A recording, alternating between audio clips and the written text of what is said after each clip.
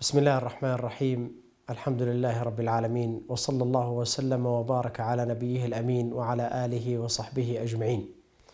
يقول الله تبارك وتعالى: ولقد أرسلنا نوحا إلى قومه فلبث فيهم 1000 سنة إلا 50 عاما. وقال أيضا: وما آمن معه إلا قليل. وأقف مع قصة هذا النبي الجليل وقفتين.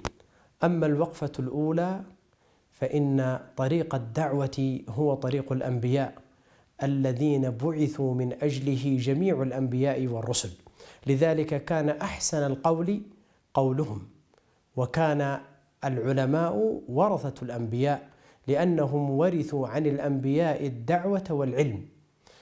وقال الله تبارك وتعالى: ومن أحسن قولا ممن دعا إلى الله وعمل صالحا وقال إنني من المسلمين. لذلك كل من يسير على طريق الدعوة إلى الله تبارك وتعالى فهو يسير على طريقة الأنبياء. يقول الله تبارك وتعالى في هذا المثل: أفمن وعدناه وعدا حسنا فهو لاقيه كمن متعناه متاع الحياة الدنيا ثم هو يوم القيامة من المحضرين.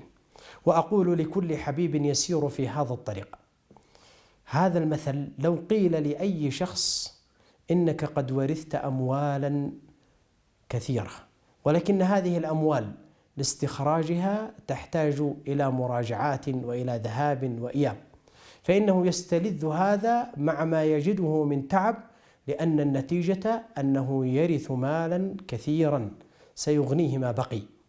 فكيف إذا كان هذا الطريق الذي تسير عليه ستجد في آخره جميع الأنبياء والرسل.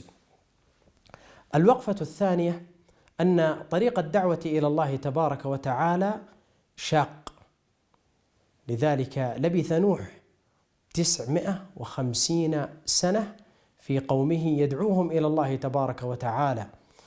قال الله تبارك وتعالى: وما آمن معه إلا قليل، مع ما لبثه فيهم يدعوهم إلى الله بدون كلل أو ملل. وقد جاء في الحديث في الصحيح أن النبي صلى الله عليه وسلم قال: عرضت علي الأمم فرأيت النبي ومعه الرهيط، أي العدد القليل من 3 إلى 9 تقريبا، والنبي ومعه الرجل، والنبي ومعه الرجلان، والنبي وليس معه أحد. وهذا يعني أن هذا النبي قد بعثه الله تبارك وتعالى إلى قومه رسولا يدعوهم إلى الله، ومع هذا يأتي يوم القيامة ولم يؤمن معه أحد، أو قد يكون معه الرجل أو الرجلان أو الرهيط. وذلك أن طريق الدعوة إلى الله تبارك وتعالى شاق وهو محفوف بالمخاطر، لذلك أوذي جميع الأنبياء والرسل في ذات الله تبارك وتعالى.